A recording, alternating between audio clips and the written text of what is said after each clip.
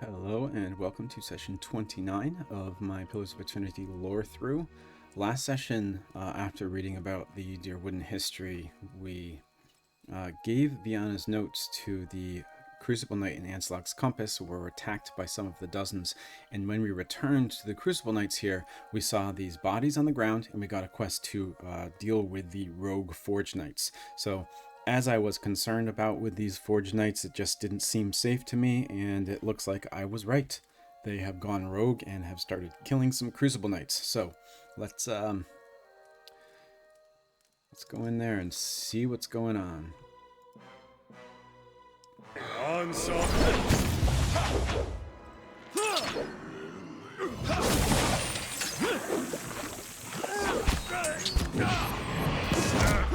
Oh. He just got all his health back.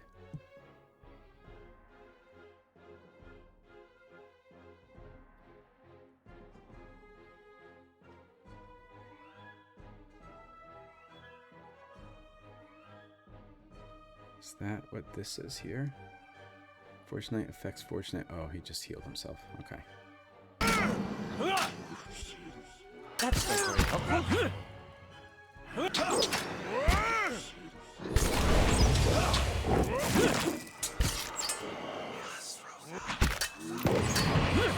These guys seem pretty strong, actually. I also think I want to... I'm here. Stop Bjarter from doing... from casting any spells. Since he is our main character, I think I want to be able to choose that. I think he's just kind of been doing things on his own. I think it would be fun to use the Cypher's abilities on my own. We have some Audra. It makes sense that they would be in that Audra would be in the Forge Knights to kind of house the souls that are in there. Oops. All right then.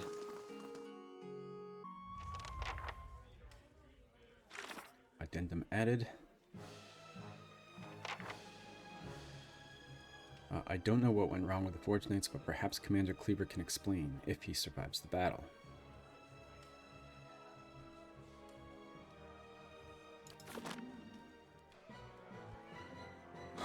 Dead bodies here. Some Forge Knights.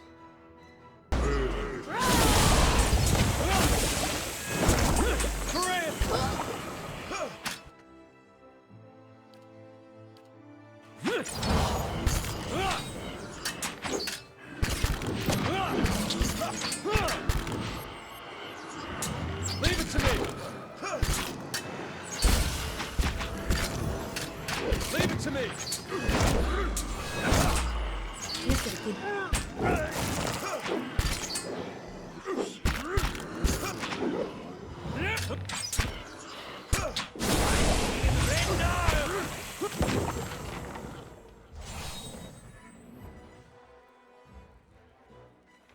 Hey, my scepter leveled up. I dealt 300 damage to dazed enemies.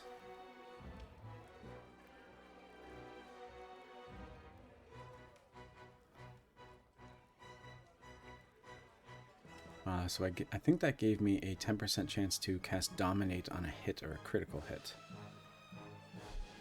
Alright, so the next thing I need to do is cause the Dominated Affliction 15 times. So that's just kind of keep fighting with it, and eventually it will happen.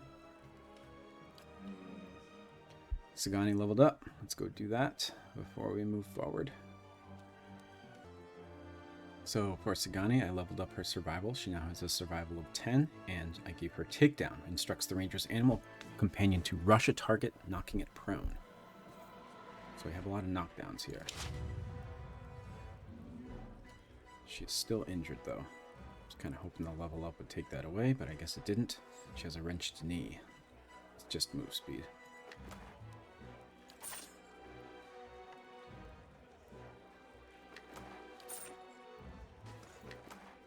As well loot the corpses of our fellow Forge Knights, our Crucible Knights.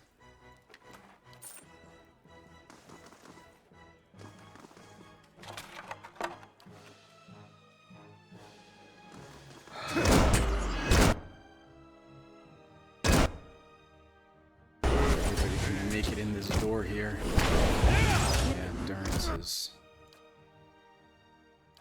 not up to.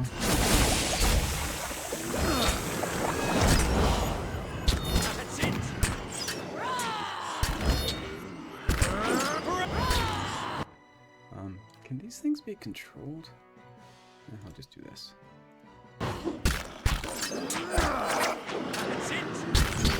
The archer's stuck on the other side of the too.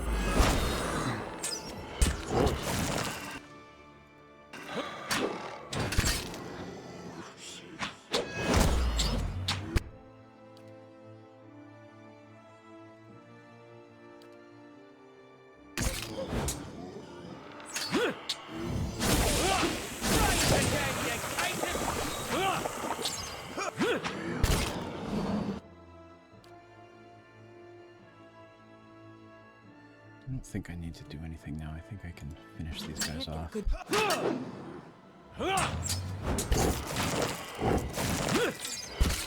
I will say I am getting really frustrated with fights in doorways. I don't really know what to do here to get everybody in the fray. I guess I could attack some. Someone healed himself. I guess I should equip some ranged weapons. Maybe that's what the game's trying to get me to do.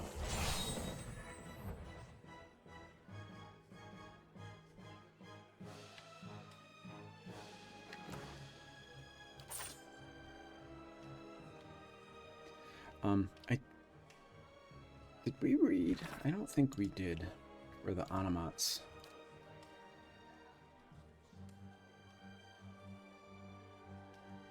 Oh yes, we have read Onomats. So these Forge Knights are very similar to the Onomats, although I think that the Crucible Knights don't really have as much of a handle on them as the Ingwithans probably did. So that is why this is happening now, where everyone's being attacked.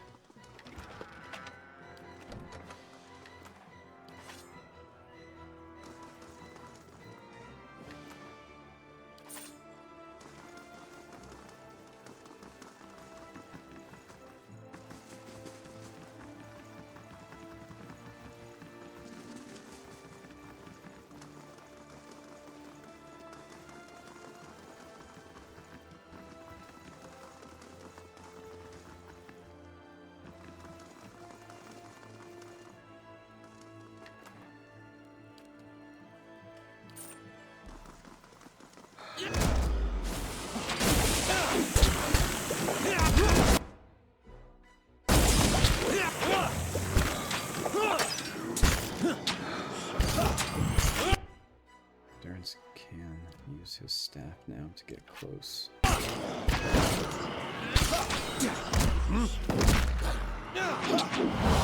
Leave it to me! Leave it to me!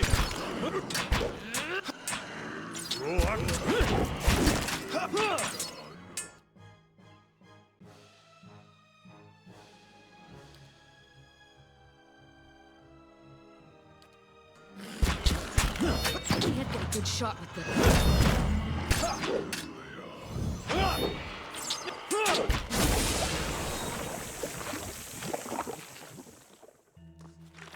Well, looks like I got them all. With the Forge Knight threat ended, I should speak to Commander Cleaver and find out what happened here, as well as report what happened to Anslock's compass. What the well holds added. The quest expires in 1 day. A few miles north of Kindle Vale sits a tiny village called Whitereath. So small that it's often missed on maps and tax records, the village has little contact with the rest of Deerwood. Despite its tiny size, the village has a long history dating back to its use as a Glenfathan tribal camp over 3 centuries ago. One of the most prominent features of the community is a deep well, the top of which is made of Ingwithan Adra. Though not of any religious significance to the Glenfathans, all who see it agree that the well is truly ancient. In recent years, the locals have reported strange sounds from within the well. Some describe it as animal sounds, others as odd speaking in a foreign tongue. No one has dared venture down into the well, but villagers are becoming nervous about drawing water from it. Though the community has modest resources at their disposal, they have reached out to nearby lords for assistance. So, go ahead, Palagina.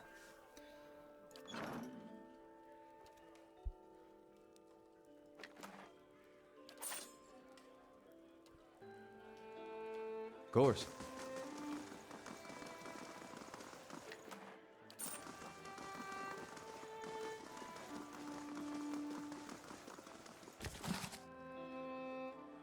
Okay, everything. That's why I can take it.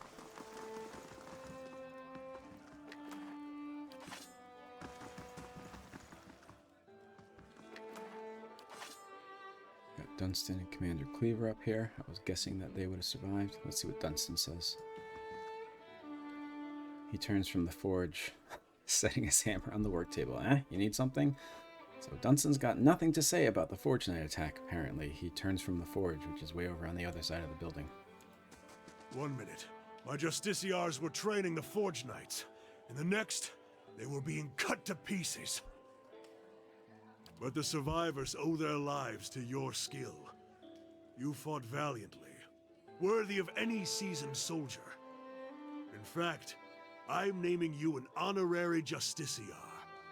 As a reward for your service, please accept this blade and armor, worthy of a Knight of the Crucible. If there's anything else I can do for you, you need only ask. I'll send word to Fleetbreaker Castle immediately. We clearly didn't understand the Forge Knights as well as we thought. For now, we'll have to continue recruiting the old-fashioned way.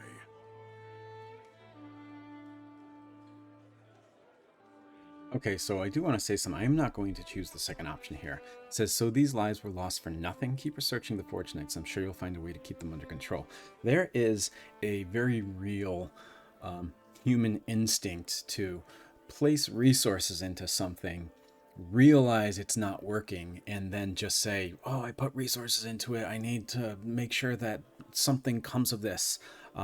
So rather than being humble, backing down and saying, okay, we messed up, let's try something else, we dig our heels in and we say, we need to do this now. And I see this often in speaking as a teacher, as I mentioned in a recent session.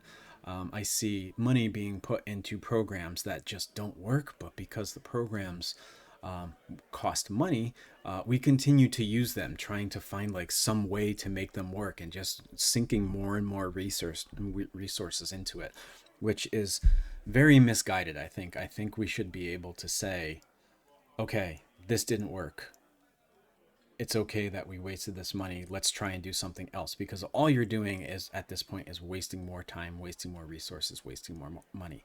So I am going to say that might be for the best. The Forge Knights are obviously too unpredictable to use safely. I'm glad you agree with my assessment of the situation. And if I'd listened to Dunstan, none of this would have happened in the first place. I won't make that mistake again. So I gained shame or glory. I gained Crucible Knight Officer armor, and I got second skin and some experience. Was there something else I could do for you? Goodbye. Quest completed, Winds of Steel. I helped defend the Crucible Keep from the Forge Knights. Cleaver's given me his thanks and his promise of support in the future. Okay, so let's take a look at what all these things are. First of all, we have something called Second Skin. Training from the Knights of the Crucible allow you to gain more protection from wearing armor. It's passive, +2 armor damage reduction. Oh, I like that. And then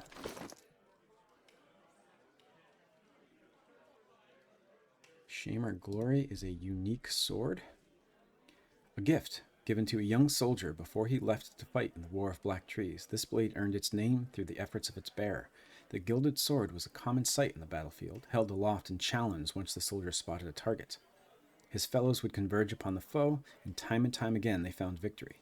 Such was this sword's influence upon the morale of the troops that the occasion of the soldier nearly succumbed to a hail of Glenfathan arrows.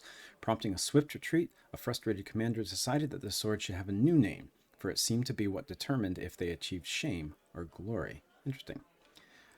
So let me see. I'm going to compare it to the Whispers of Yenwood. Whispers of Yenwood has more value.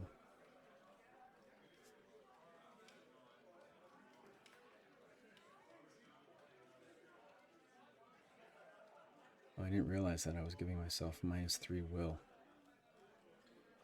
I'm going to switch over to shame or glory.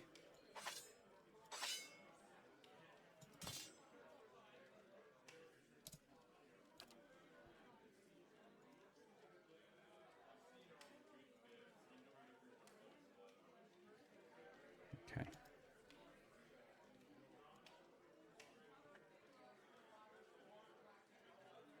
So shocking lash, freezing lash, corrosive lash, or burning lash. Let's do corrosive lash.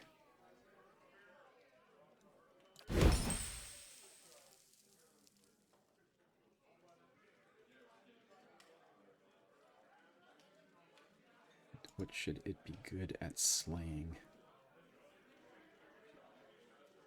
Let's do spirits.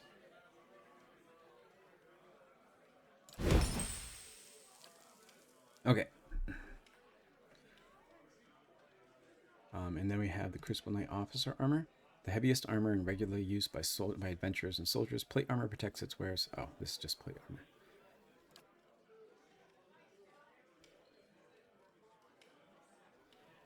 And that's heavy.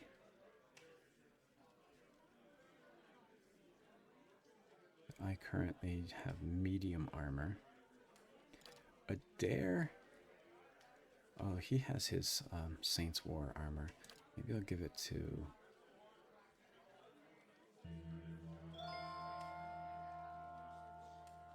I mean, it's all the same things, except it's got better damage reduction, so I might as well give it to Kana.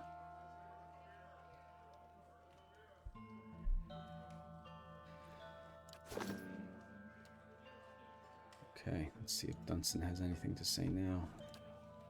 Still nothing, huh? I believe we've read the White Spire. Wonder if that means that we are done with the Crucible armor quest, because... I mean, the Crucible Knight's quest. Because... I want them to help me out in the battle. Maybe I'll leave and come back. Let's see if anything has changed. Am I still stealing? Yeah. Wasn't sure if maybe because I'm a hero now. Well, actually, let's see. I am a champion. The Knights of the Crucible. I'm also a hero in Defiance Bay, so I wonder if that means I'll be able to find the information I need for Adair. Come now, it'll be fun. No. Even just a single... I'm not calling Isilmir out just so you can learn he'll speak. I'll write down a few words.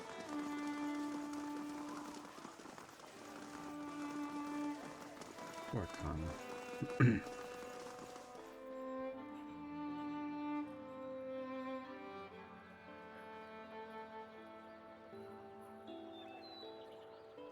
Oh, I think that's Prior's talking about dozens. So let's see if I can find out anything for there.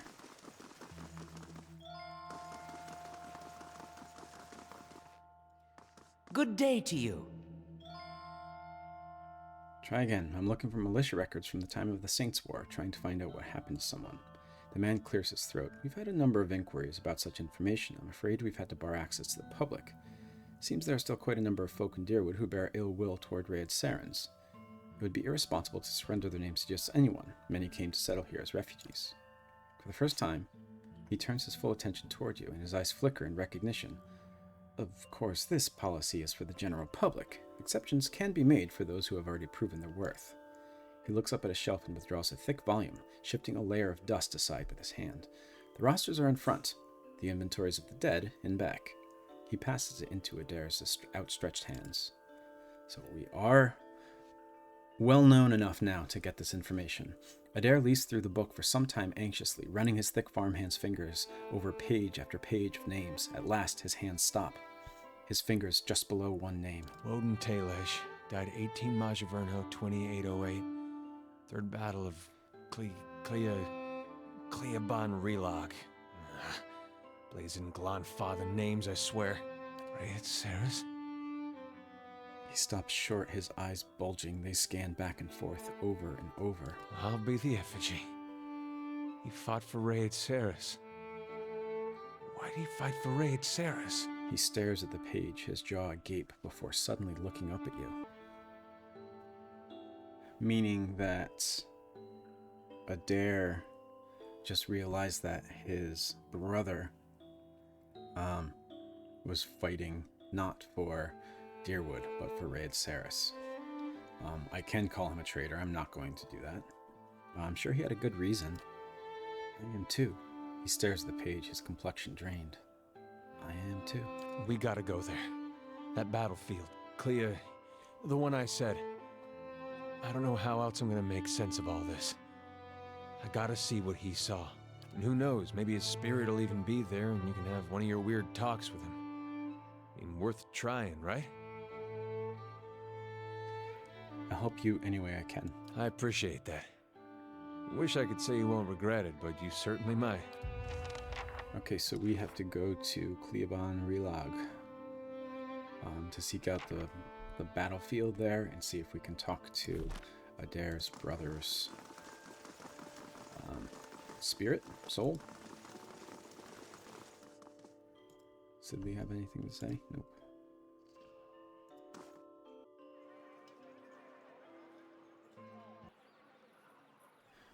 Okay.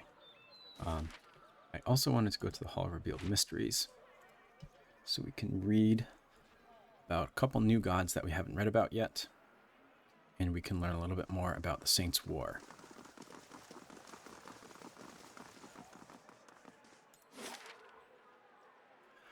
Also, just going to take a look at the map here. Here's the Cragholt Bluffs. This is where Consul Hot's fortress is that is being attacked by mercenaries. This is the White March, where, forget the name of it, was it Steward? We have to go. That is the DLC. It was going to be a while before I actually get there. And I don't see Cleoban Relag anywhere here. What does it say?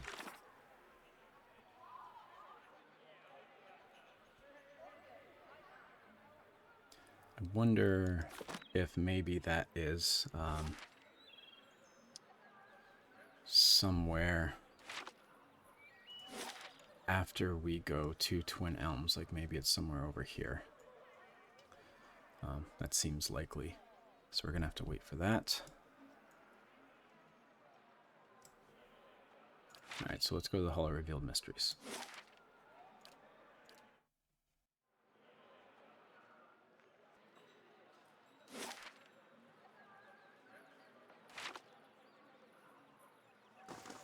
So I am looking for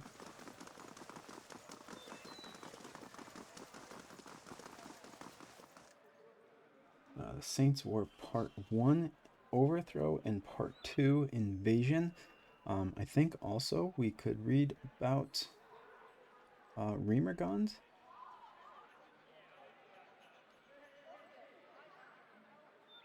And maybe Galawain. Yeah, let's do Rymrgand and Galawain. I don't think either of them... You know what? Let's just do Rymrgand. Galawain will become important, I think, when we get to Twin Elms.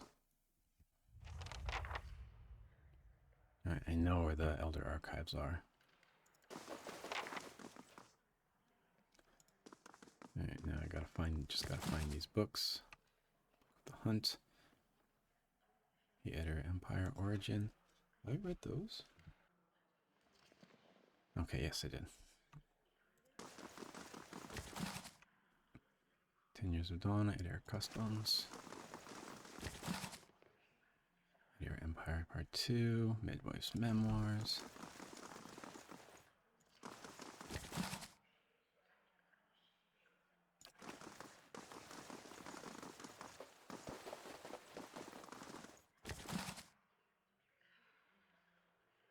Alright, so Saints' War Part 2 Invasion is right here.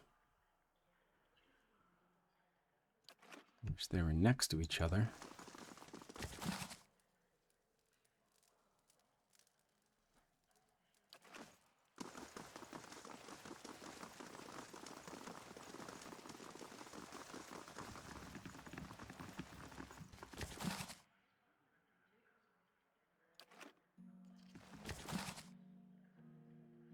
there's part 1. Okay, let's read about the Saints' War.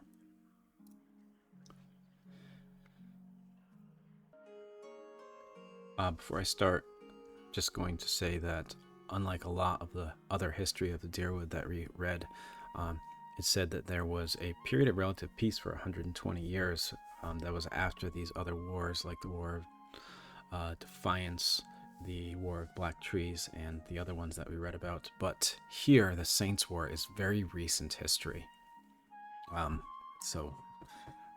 Just want to say that there's a good reason why people would know a little bit more about it. Okay, so this is part 1, Overthrow. There's much debate with historians as to when the Saints' War really began. It is widely accepted that the event that instigated it was the sanctuary flight of Rhaed Saren's citizens to the Deerwood. This led to direct strife between the two nations that escalated into battle, the Saints' War. But it is the author's opinion that the war truly started many years before.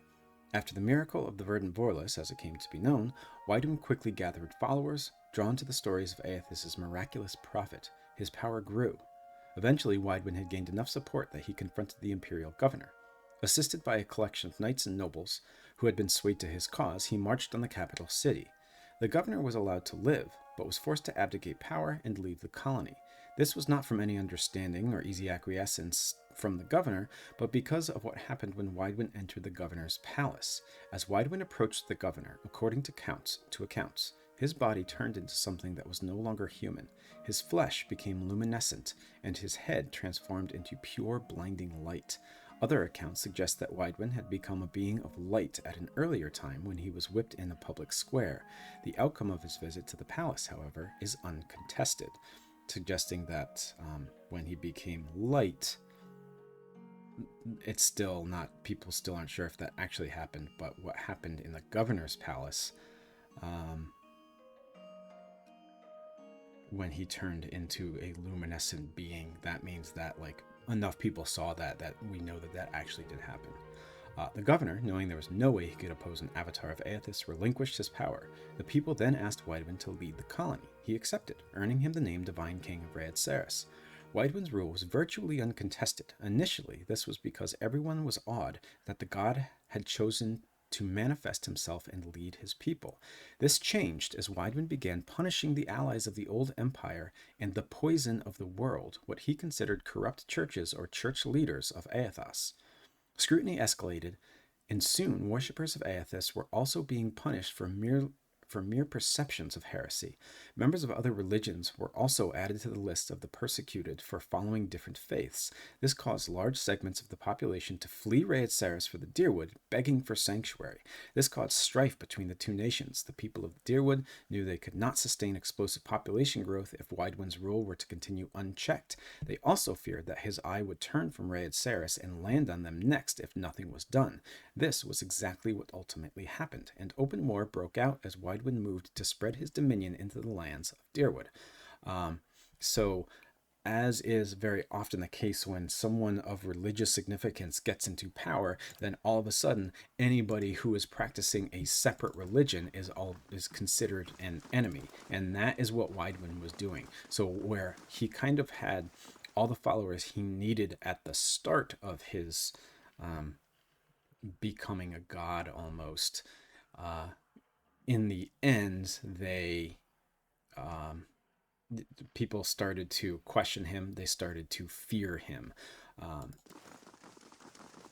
And in that author's opinion, that is when the Saints' War started, not when actual fighting began, but before it, when people started to question what Weidwyn was doing. I think this is where the second one was. Yes, Invasion. Weidwyn personally led many of the battles during the war, exhibiting extraordinary supernatural powers. He seemed virtually untouchable on the battlefield, able to burn or even disintegrate his enemies with beams of blinding white light. With a god on his side and possibly, as some said, inhabiting him, he was thought to be indestructible. It appeared that he may have been until the Battle of Helget's Citadel. The people of the Deerwood knew they would lose the war if they could not at least slow Weidwyn down. Engineers, priests of Rymrgand, and a few others, working in secret, some say with Rymrgand's direct help, developed a weapon they hoped would be able to stop a god. 12 feet in diameter and filled with a variety of chemical and magical explosives, the bomb was rolled under Evandour Bridge. Part of the foundation was excavated in order to allow them to embed the bomb in the bridge itself, ensuring its total concealment. 12 Deerwooden men and women volunteered to stage an ambush at the bridge to keep Widewin on it until the bomb could be detonated. The battle was short, bloody, and ultimately final. The dozen, as they came to be known, were able to delay Widewin on the bridge. The bomb detonated, killing Widewin. The 4 Deerwooden volunteers still alive at that time, and over 50 Raid Saren soldiers marching on the front line with Widewin. It was at that moment the Saints' War ended. The remaining Raid Saren forces were easy to rout, even though they had more than enough men and equipment to finish their siege. Their leader, previously thought invincible, had just vanished in a rain of metal and stone. Panic set in, and the Deerwooden troops sent them away with ease. From that point on, the bomb was known by the name Godhammer. It even worked its way into everyday conversation. As sure as the Godhammer ended the Saints' War came to be standard phrase to express unequivocal certainty. Less certain is the fate of Aethys, who has not spoken to his followers since the explosion of the bomb and is presumed by most to be dead. Lest some concerned citizens express their worry or other more industrious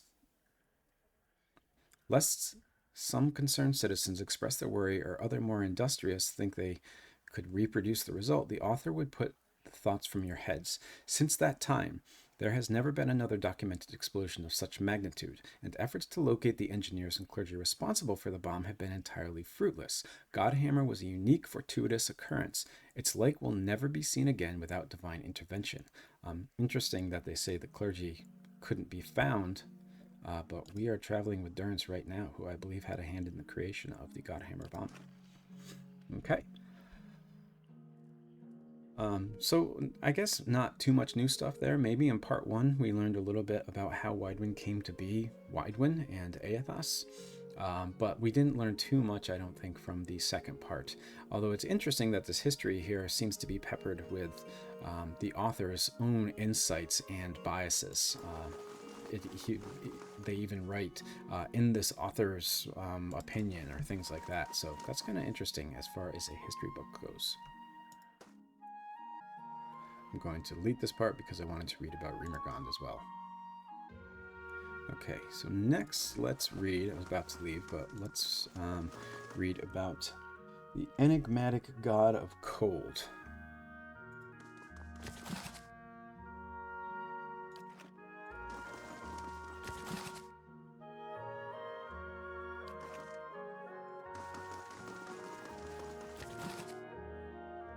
There it is.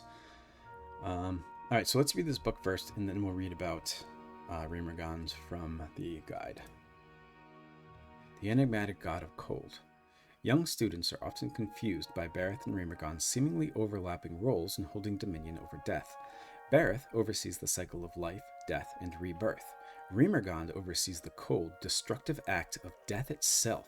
This difference is often difficult for novices to appreciate until they've lost a loved one and endured the absence for a time. It is Bareth that determines we will be reborn just as certainly as we will die, but Rymrgand is the executioner's act. Rymrgand shows us that all life ends in stillness. So, where Bareth is more about the cycle of the soul from life to death to new life, Rymrgand is about the ending of the body, it seems to me anyway.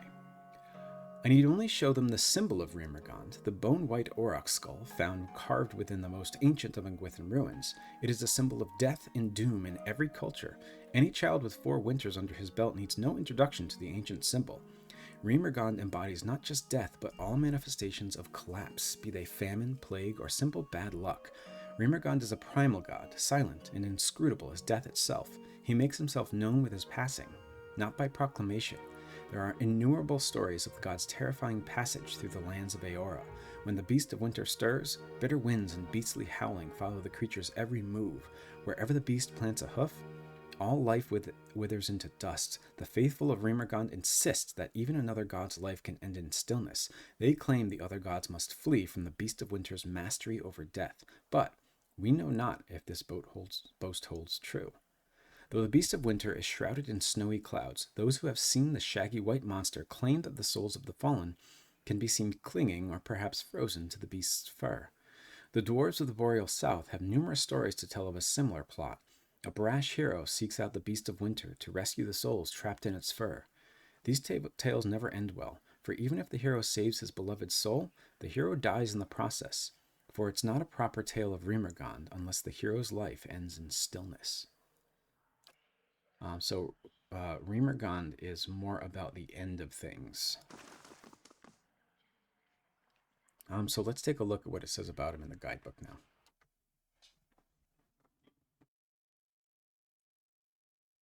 The Rymrgand, alias is the Beast of Winter. We saw that he was referred to that in the book that we just read. His portfolio is cold, winter, famine, entropy, natural disasters, bad luck, the collapse of nations and empires. No allies, no foes. The horned skull of an aurochs is his symbol. Much like Andra and Bareth, Rymrgand seems to be a more ancient, primal sort of deity. Depictions of it, or a god very much like it, appear in some of the oldest Glenfathan ruins and therefore predate present-day civilization.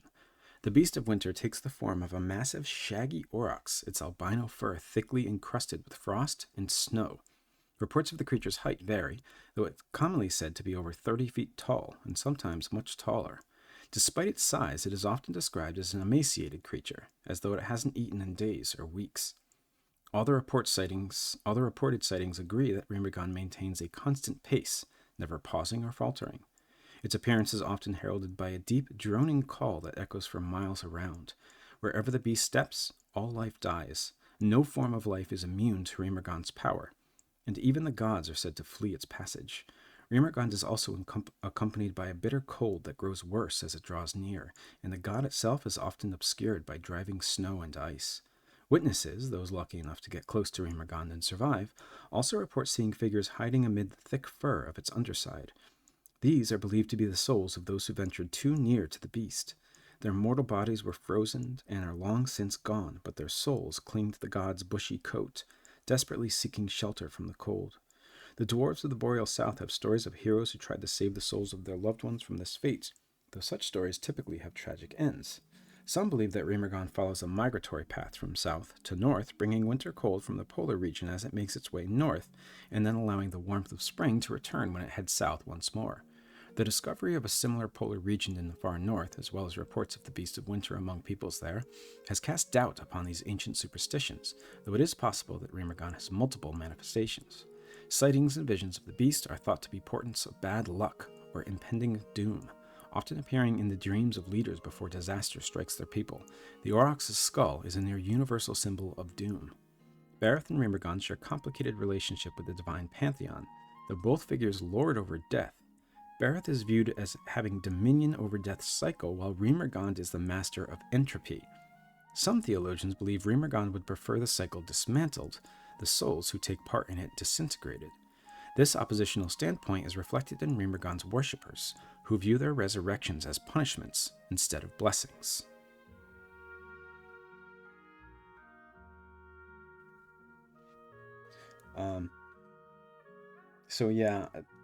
It seems like a lot of the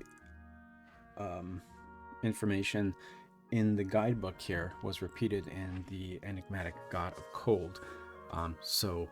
They do complement each other, though. So we learned a little bit about Rymrgand from those. I don't think we have much in this game to do with Rymrgand. I mean, yes, people die, so Rymrgand is obviously present, but I don't think we have much interactions with Rymrgand in this game. We do in the second game, though, in one of the DLCs, which is actually called the Beast of Winter, which is the name of Rymrgand, or what people call Rymrgand anyway. Okay.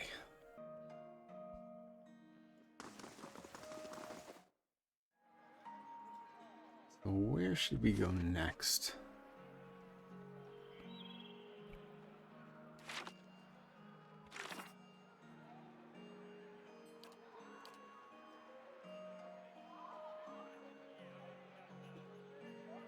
Let's head over to the sanitarium. We can try and find out what's going on with Aloth there.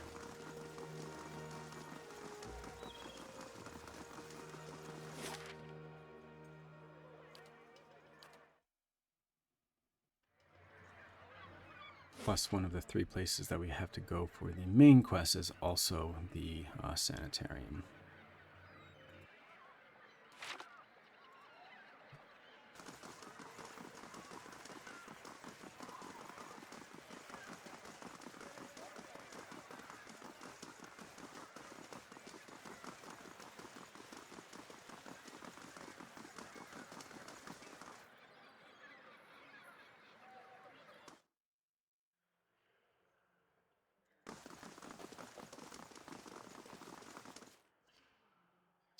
First check with the headboard. Gods keep you. Does anyone here know anything about awakenings? There's an animancer on the lower floor who came all the way from Rymrgand to study them. Take the stairs down and look for Bella Sage. Yeah, so we wanted to talk to her before, but I was kind of hoping we would be able to ask her about Aloth, but what I didn't realize was that Aloth hadn't actually come clean to us yet. I remembered what was going on with him just from previous playthroughs, but I didn't realize that in this playthrough he hadn't told us yet. But now he has, so we should be able to talk to her. And I want to say you may have a member of the Leaden Key in your midst, because this is one of the 3 places we were told to go. Ethelmer groans, and the stone around him shudders. I could have done without hearing that today. Many have their intrusions been into our affairs. Of course, one can seldom be certain whether they've meddled or whether calamity has struck on its own, but a few of their less skilled infiltrators have been exposed from time to time. They are a perpetual nuisance. Once again, I am reminded of how envious I am of your gifts. I suspect they would be of some use in verifying one's identity. You're at odds with the Leaden Key as well, I take it? They're up to something, and I'm trying to determine what. They're always up to something. Of that you may rest assured. If their plots have come to involve you, you have my sympathies. Do you have some idea of who this person might be? I suspect it's a patient. Very well. In that case, I would recommend you speak first with our resident animancers. They have frequent interactions with both patients and colleagues. You'll find them up here or in the offices downstairs. You will report anything suspicious to me immediately. This is my only request. Farewell. Okay. When it says resident animancers, is anybody here? Okay. No. That's good.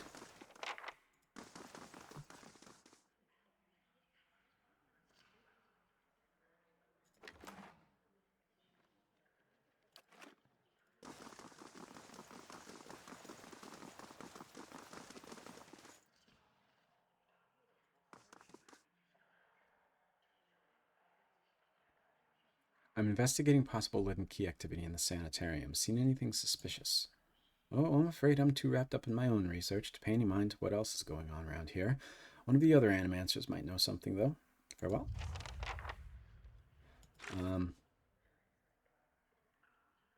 Okay. So just keep talking to people.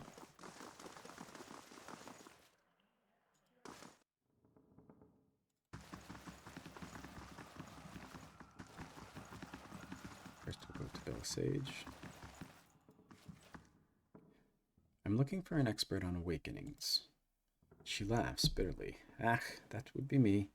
The lack of research subjects has made me more of an expert in counting floorboards. I would like to transfer Animancy's success in buttressing pre-awakened souls to soothing those whose souls have already awakened, but I need subjects, and most of the patients here are too broken to produce reliable results. It is a tragedy to have come so far for nothing. You're in luck. I have a volunteer. She springs to the balls of her feet, beaming. God, who is it? Aloth's lips curl into a frown. I don't know about this. She grins more broadly still. Don't be silly. The process is perfectly harmless. All you must do is stand in that cage. I beg your pardon, says Aloth. I jest.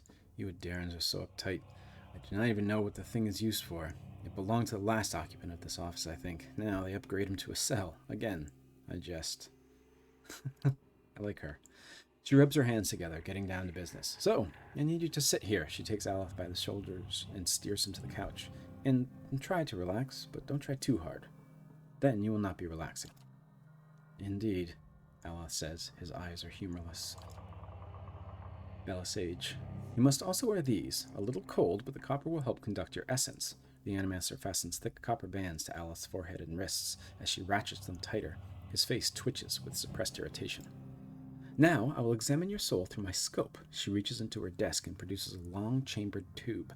Knobs, dials, and small-toothed wheels run along the side of the device. It is fitted with Audra lenses, cut off to different thicknesses and concavities, but by manipulating them, I find the angles and densities that will allow me to track the anomalies of your soul. Where did he put it? Forehead and wrists. How exciting, Kana says. I've never seen this sort of thing performed. Kana peers at the device with interest. It seems suitably complicated. Does this mean I'll get to talk to Islamir more? I like that lady, says Adair. Belisage, she raises a finger. But first, we must find this cunning interloper. You will answer some personal questions while I make adjustments. Sagani pats his arm. Don't worry, I'm sure we won't hear any of it. Aloth squirms on the couch. Very well. Belisage. She holds the scope to her eye and flicks the knob. To begin, tell me something personal, something from a time before your awakening. There's nothing to tell. I was just a normal child living in Seathwood. He looks to you. His face is set in a frown, but the rigid edges of apprehension show through nevertheless. Talk about your parents. As you speak to Aloth, you feel your voice like a bell in your chest. It tolls softly, luring him into the mists of his own memory. Belisage doesn't seem to notice anything, but you feel as if your words are smoothing his essence, untangling its many threads. So my Watcher abilities here can kind of reach into his awakened soul and like soothe it or smooth it out or make him able to see things more clearly. Interesting. He closes his eyes. Mother is away most of the time, with the Thanes family, but I always know when she is coming home. Father's battles accumulate like storm clouds on the horizon. His fits of temper become swifter and more violent. It still shames him, knowing that her hemneg to another man supports us better than his labors as a steward. Her hemneg.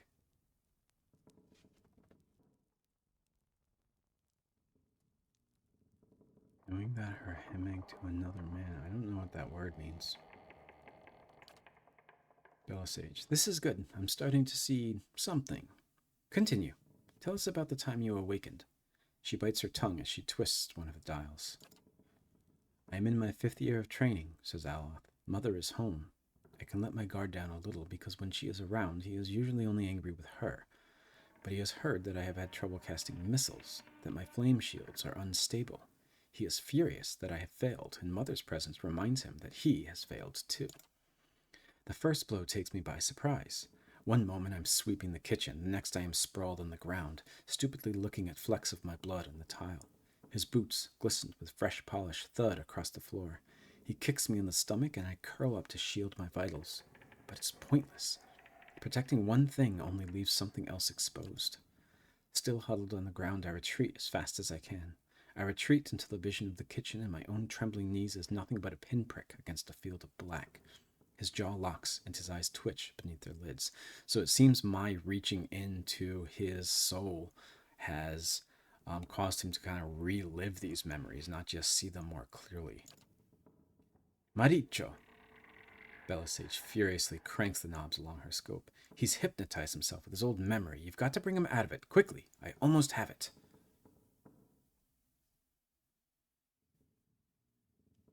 Squeeze Aloth's hand. You're safe. Everything's fine. Aloth's eyes snap open, but the expression you see in them isn't his. He's ne'er safe when I hap upon him. That would be Islamir. Belisage sucks a deep breath through her teeth. That's it. I'm seeing a shift in his essence, something spreading and congealing. She glances at you over her scope. Keep talking. He seems to respond to you. What brought you here? Cracking bones and voices high in ire, the warm molasses feeling that crips down your gut when crisis is nigh. Still Islamir, I think. Perfetto, says Belisage. We have flares of totally distinct essence. She jots shorthand notes on the pages next to her and turns one clicking knob of her scope. Now, try to get the two of them talking. Isilmir, tell Aloth why you've awakened. Why? He's the one needed me, hiding in his own bone bag like a turtle in its shell. Aloth's face twists in fury. I never turned it over to you. I think that means his body. Good, yes, very good. She rests from her squibbling, only to make another adjustment to her scope.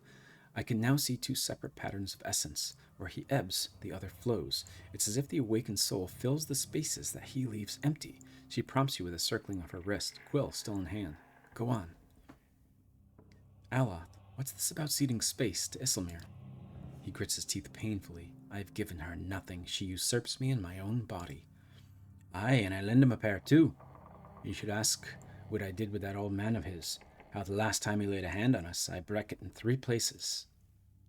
Aloth's head jerks to the side. That wasn't your decision. It's never been your decision. Now I was awakening, but now I'm stuck with you, and damned if I'll let your Ninian drag us both through the scupper. Very good, says Bella Sage. She lowers her scope and consults her notes. I think I finally got something we can work with. I tracked Isilmir's essence through the exchange. She had a particularly high density index during the most heated portions of their argument, and her essence seemed to localize most clearly in the lower portion of the subject's left rib cage. Oh. That's right around the spleen, which of course means that she's triggered by black bile. No doubt the subject's characteristic melancholy is to blame. Aloth blinks back at you in the midst of his perturbation. You're not quite sure who's looking out of his eyes. That's utter horseshit. Sagani's eyes are wide and innocent. It does seem as though she got one thing right. Bella Sage, she glares at him. Yes, never mind my years of training. I suppose you have a better explanation.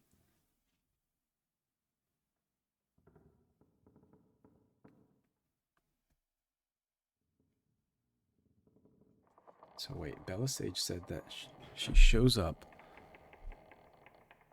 Black bile. The subject's characteristic melancholy is to blame. I think you're close. I think Isilmir's appearances are related to potential sources of trouble for Aloth. Bella Sage carefully scratches her jaw, her gaze darting between you and Aloth. I suppose that could be true. She jots another note. I'll have to check this against other research. He removes the copper bands. Well and good for you, but what does this mean for me?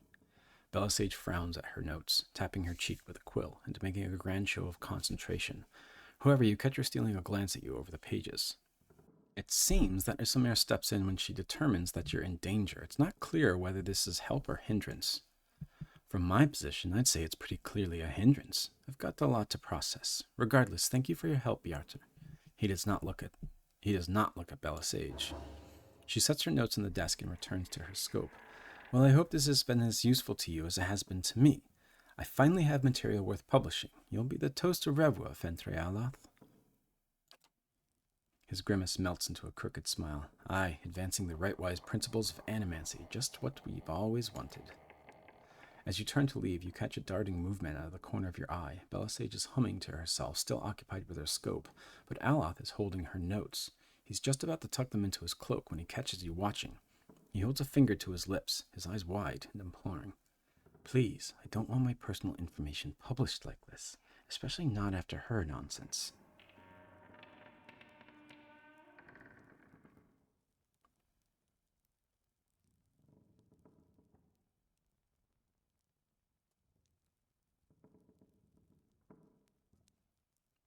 I'll work with Aloth here. Fair enough, but do it quietly. That black bile thing seemed a little weird, so I don't know how trustworthy she is. He hides the papers in his cloak. Not to worry. We'll see to us on our own. Okay.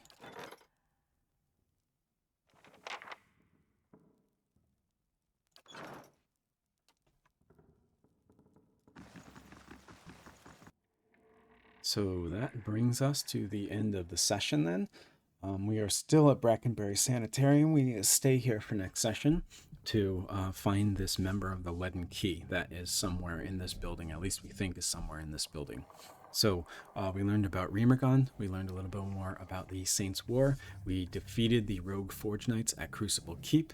And we started to try and help Aloth with his awakened soul, Isilmir, that is in his body. So Next session, we will be exploring the sanitarium further to try and find this member of the Leaden Key. I hope to see you then for session 30. Thanks so much for watching. Thanks for any comments, likes, subscribe, those kinds of things. And we will see you then. Bye, everybody.